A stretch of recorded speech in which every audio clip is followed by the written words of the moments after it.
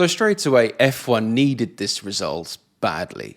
A fantastic story which saw Sainz returning from the sidelines and putting in a stunning drive, showing that he is F1's most eligible free agent for 2025. And also the unbelievable of unbelievables happening with Max Verstappen seeing a DNF. And so once again, ladies and gentlemen, the Melbourne Grand Prix has delivered. A fantastic scenic circuit that makes the cars work harder, which gives us 2-stop strategies. I mean, Melbourne should be the opener for the season, to be honest, but hey, that's just my opinion. But thank God, Melbourne does have a contract with F1 until at least 2037. But honestly, Carlos Sainz, what an effort from that man. Showing that he is by no means the outcast at Ferrari, and also highlighting how unnecessary an appendix actually is. And I'm sure deep down inside he's delighted, because that's his way of saying to Ferrari, you've signed the wrong guy. And also a nice little message to Charles Leclerc to say that I'm not going to be pushed aside either. And in fact, Leclerc admitted on the day that Sainz was the better driver, but the fact that his last win was Austria 2022 and Sainz has won 2 in the meantime must be grinding on him slightly. Now, Ferrari's last 1-2 was in Bahrain in 2022, but to get another now 2 years later down the line is a fantastic message to Red Bull, saying that if you cock up, if you make a mistake, we're going to swoop in and take full advantage. And it was awesome to see the Ferrari crew belting out the Italian national anthem on the podium ceremony, and it just shows that if you drive for Ferrari, it's not just an F1 team you're driving for, it's a country, pretty much. But let's not get carried away here. I have no doubt that had Max Verstappen not had that issue with his brakes leading to that DNF, he would have won that race. Call me a negative Nigel if you want, but from what we've seen so far, it looks like it's a pretty odds-on sort of thing to happen. But what that race did do is highlight the gulf in ability still between Max and Checo. Because if the RB20 is what everyone says it is, Checo should be right up there to take the win whenever he can't. And taking the win when Max can't is actually a huge part of Checo's job, and the fact that he wasn't even on the podium for that race, whilst Ferrari took maximum points, was very surprising. Considering how he started the season so strongly with back-to-back second places and then couldn't compete with the Ferraris or McLarens, it's a huge sign this season that if Max has problems, it is going to cost Red Bull dearly. Now, I know it's early days and we shouldn't get ahead of ourselves, but if this happens again and again and again, Checo's seat may be offered to someone else for 2025. And to be honest, at this rate, the entire lineup of Red Bull could look different next year, with Max, Christian Horner, Helmut Marko, even Adrian Newey's future's all up in the air. But this is the interesting thing with Max in particular at Red Bull, is that it's the car that failed him. Max is still driving around like a Terminator and will continue to do so. I can't remember the last time a big error cost him. If you can, please let me know in the comments. Now, from a fan's perspective, McLaren had a great race, nice little podium for Lando Norris, and a fantastic finish for Oscar Piastri, 4th place in front of his home crowd, even equaling the best finishes of Daniel Ricciardo and Mark Webber at the home Grand Prix. So surely that podium place, or even a win, has got to come at some time, we hope. But with Max retiring and being out of the picture, McLaren had a great opportunity here to grasp this and win the race. I think McLaren knew that they were within a great shout of winning that race if they'd done it differently. Piastri even showed some great teamwork by letting Norris by when told to without any fuss or bother, and his stock continues to rise. Now, he could have refused to let Norris by, and this would have resulted in scoring a podium, or he either would have backed Norris into the cars following. Ultimately, he did what he was told, and it's better in the long run. It's better for the team overall, and I know McLaren might have come away from this race thinking they could have won it, but I think overall with what everything happened, they got a result that was much, much better than they could have hoped for. Because now, thanks to the absolute shocker that Mercedes have, McLaren are now able to really stamp their authority and claim at least 3rd place in the Constructors' Championship. With a bit of development on the car and also a flood of cash coming in from their new Bahraini owners, they could take the fight to Ferrari and even chip away at Perez at Red Bull from time to time. But you know who isn't taking the fight to Ferrari, or McLaren, or Red Bull?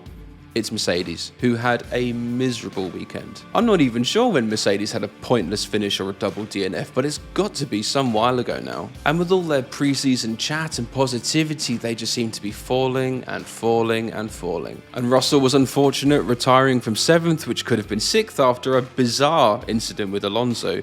Now, was this a brake test, or was this a wily, age-old trick learned by Alonso from years and years of racing? What do you think? Was it innocent, or was there something a little else behind it? But what was made clear from this Grand Prix is that right now, Russell and Hamilton have very contrasting views about the car and are in very different headspaces right now. And despite having his accident, Russell was very much the spearhead for Mercedes at this Grand Prix, and claiming 7th or 6th and those points that come with it would have been much better than nothing. And I know Team LH are going to probably send me horses' heads in the post right now, but I think this is how the season is going to lay out. I know Hamilton had to retire the car, I know it's not his fault, but he didn't get into Q3 and he was pootling around just outside or inside the points for most of the race. It seems now Hamilton just comes across as very disinterested in interviews and in the races, not willing to do any of the heavy lifting for any positions below 6th place. It's like he's checked out and he can't wait to get on a plane to Maranello. But also with Sainz winning in such heroic circumstances, Hamilton can't spend the remainder of the season like this. He needs to remind Ferrari at every single race that they have made the right decision. Because if he continues like this, he's well on his way to souring his relationship with the Mercedes and also his relationship with Ferrari before he even gets there. And I sense now that Russell is going to have to do all the donkey work at Mercedes moving forward, not just to keep McLaren in reach, but also to make sure that Aston Martin don't get too close. Because with Mercedes being in such disarray, not helped by the double DNF, that they have come into the range of Aston Martin, who are pretty much known as being a one-driver team. Now, Fernando Alonso, safe pair of hands. You can rely on him to pretty much chalk up points at every single race. But when Stroll scores 2, that is where the danger lies. And yes, Stroll's position was helped by Max, George and Lewis all retiring from the race, but at the end of the day, points are points. And as these big, huge points hauls that we've seen from previous seasons are now out of the question for Mercedes, these little hauls of points is what's going to make all the difference. And I think this is where Stroll and Alonso are going to be able to capitalise. Just as long as we see less of that type of Alonso that tends to kind of shoot himself in the foot on occasion. Now, if Aston Martin do find that Mercedes is their closest rival for the season, will they be able to properly compete? Or will they run into some under-the-table dodginess, as what may happen when a customer team starts trying to compete with their supplying works team? And on the topic of customer teams, RB, or more specifically Yuki Tsunoda, had a great result at 7th after Alonso was demoted. Right now, Yuki Tsunoda, he's on form. He's pulled himself together, he's piped down a bit since Bahrain, and it looks like from what we've seen so far that he's going to be the main points deliverer for the rest of the season. And as much as it pains me to say it, Daniel Ricciardo just seems to be fading fast. Yes, he was unlucky with the deleted lap time in qualifying, but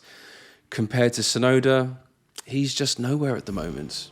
Now, there's still a long way to go. Hopefully Daniel can recover, but there is no denying that the last 3 Grand Prix have proved the case for Liam Lawson. Now, the highlights from the race were obviously Ferrari and McLaren, but the other star of the show has got to be Haas, and getting a double points for the first time in ages. Collecting double points, and something that was absolutely impossible last season, and something that we thought was just unthinkable this season. But you know what? For Haas now, just make hay while the sun shines. Whilst teams like Alpine, Sauber and Williams are just in complete disarray, Haas just have to lock them out of point scoring positions. And full credit to Komatsu as well, he's got the ship pointing in the right direction, and Haas have already scored 1/3 of the entire points haul from last season. And you know what? As long as they keep doing what they're doing, I think they're going to be just fine.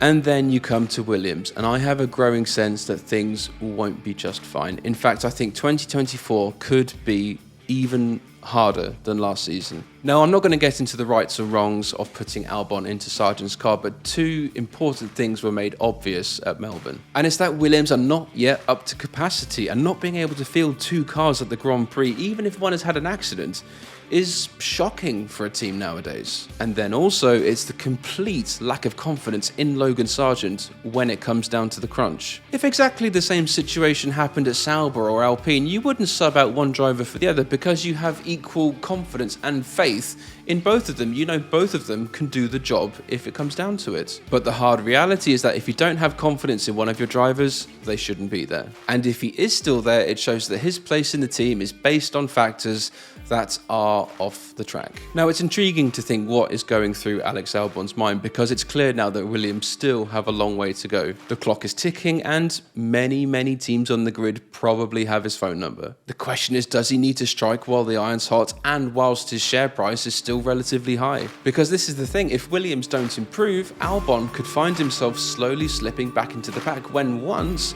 he was considered hot property and F1's wanted man. So as we get further into the season, I suspect that Williams' driver lineup is going to be up for much discussion, basically as to whether Albon is staying or whether Sargent is leaving. And just to round things off, Sauber can't do pit stops anymore and Alpine were just Alpine. It's pretty much all you can say there. So many thanks for watching. Please give the video a like and click the subscribe button there below. I'm Paul and I'll see you later. Cheers.